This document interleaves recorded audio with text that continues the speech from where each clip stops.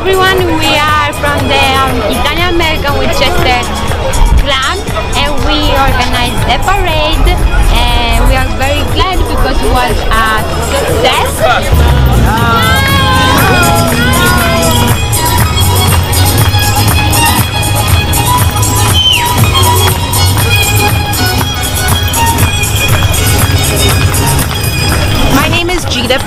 And Izzy Albanese, and we're community members here in Mount Kisco, and we are so excited to have participated in today's parade.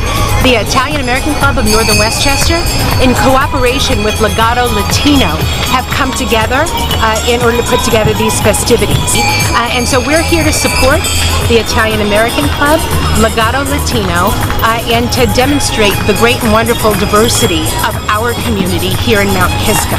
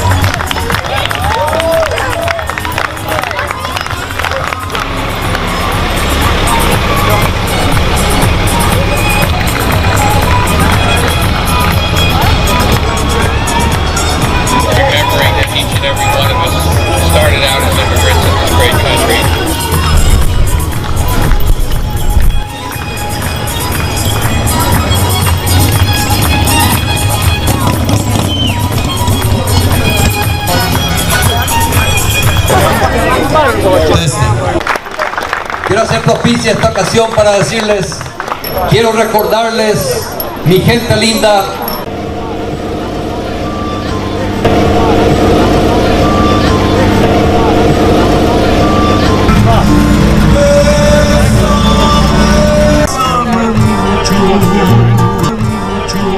We're at Columbus Circle, just outside of Union Station, where the Columbus Day ceremony is prepared to get underway. So far, this particular memorial has not been defaced or vandalized in any way. That is not the case in Chicago, Illinois, where over the weekend 30-year-old Kyle Miskell was arrested and charged with criminal damage for defacing a cast iron statue of Christopher Columbus.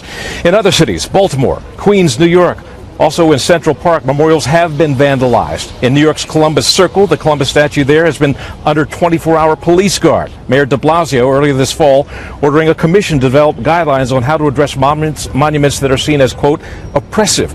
Columbus Day in 4 states and 55 cities is now being celebrated as Indigenous Peoples Day. For many, it all speaks of revisionist history. History is always being revised. I prefer the word correction. What's called revisionism sometimes is ideological rather than fact-based. Yes, Connell says that Columbus was responsible for the enslavement of hundreds of people in Hispaniola, what is now Haiti and the Dominican Republic. Natives had no immunity to the smallpox and measles that his crew unwittingly carried. Their population was decimated by as much as 50 to 90%.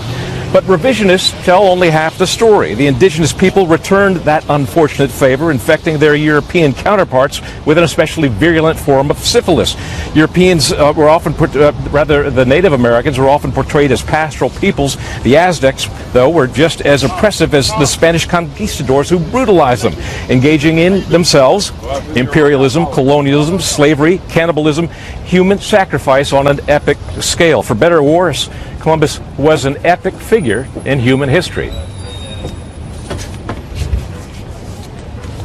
That debate He continues. also brought back to Europe something you may not be aware of, which is potatoes. So ultimately, centuries later, Columbus may have been responsible for the potato famine, which led to a new migration to the United States. So much to look at today. Thank you, Doug McElway, there in Washington. Columbus Day, of course, it's been a federal holiday for more than 80 years. Yeah.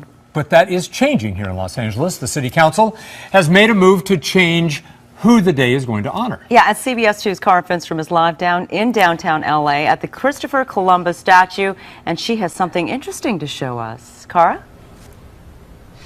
Yeah, Sharon, we came out here to cover this and just discovered that the statue of Christopher Columbus behind us here has been completely covered up with a fence put around it. We have put in some calls to city and county leaders to find out exactly why and when this happened, but we can tell you that there's been an online petition to have this brought down and that there have been other statues of Christopher Columbus in other cities that have been defaced. In New York City today, we can tell you there are a number of officers who've been guarding the statue there as their Christopher Columbus Day celebrations get underway. We want to give you a look now at the statue, some video of it that was shot earlier. There's no question Christopher Columbus played a major role in history, and Italian Americans who fought against changing the designation of this day said it also celebrated their culture as immigrants. In August, City Councilman Mitch O'Farrell successfully argued, though, that the explorer's connection to brutality and to slavery make him unworthy of celebration. The City Council voted to change the day to Indigenous Peoples Day. It will become one of 12 recognized paid holidays for city workers. The vote instructed the city to get everything in place so that this is a recognized holiday by 2019. Now, other cities have already made this switch, including Denver, Seattle, Anchorage, and Minneapolis. We did speak with a diner at the pantry early this morning who supported it. I mean, I believe that, you know, if you come over and take over something and you kill and steal it from somebody, it's not yours. So I don't think that it should be Columbus Day. Jeff and Sharon, the county has also supported the city's move, also designated October 12th as a day to recognize Italian immigrants. It is Columbus Day, if you didn't know, but several cities across the country will celebrate Indigenous Peoples Day instead, Indigenous. Some far-left groups like Antifa are calling for violence to protest the holiday. And joining me now to weigh in is the author of the new book, The Case Against the Establishment, and founder of the Foundation for Liberty and American Greatness, Nick Adams. Thank you very much for joining us on this Columbus Day. Good morning, Heather. It's a pleasure to be here. So the controversy right now with Antifa, I mean, do you think that this is just political correctness overkill? This is political correctness run amok, Heather. This is a further effort to dismantle American history, American heritage, and American pride. This is part of the culture war that has been raging in this country now very deliberately for the last 60 years by the left, who will stop at nothing to make sure that we lose our culture, our constitution, our country, our civilization, and our Christianity. And it's something that has to be repelled. And Antifa is not only looking for the holiday to be renamed, they're actually calling for violence today, for people to go out and tear down these statues or deface them, to vandalize them. Yeah, look, Heather, none of this is new. I mean, the reality is that for the last 60 years, the way that the left has fought this particular culture war has been with violence, with the threat of violence, with the hostile takeovers of universities, and with lies. And this is another iteration of that. Columbus Day is a day that should be celebrated. There's nothing wrong with Columbus Day. Yeah. And to think that we're even having this debate is quite remarkable. It's pretty and what remarkable. about those poor... And let me show this poll, though, because the majority of Americans agree with you and they want to celebrate Columbus Day. 57% say it's a good idea to celebrate Columbus Day. 29% say it's a bad idea. And that's quite a big difference there. But you personally, it means something to you personally because you are still trying to get into this country legally, right?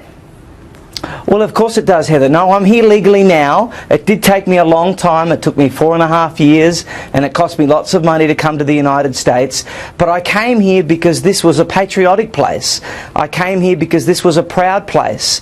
And we expect this kind of self-loathing. We expect these kind of internal debates about the flag and the national anthem and Columbus Day and whatever kind of expression of patriotic sentiment it is in the nations of Europe or in the English-speaking cousins of the United States like Australia, New Zealand and Canada.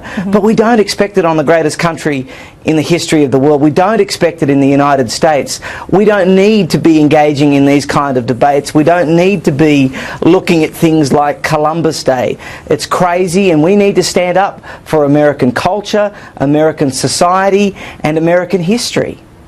All right. Thank you so much for joining us, Nick. We appreciate it. And we'll see what happens today with those Columbus Day statues everywhere. Thank you. Thank you, Heather.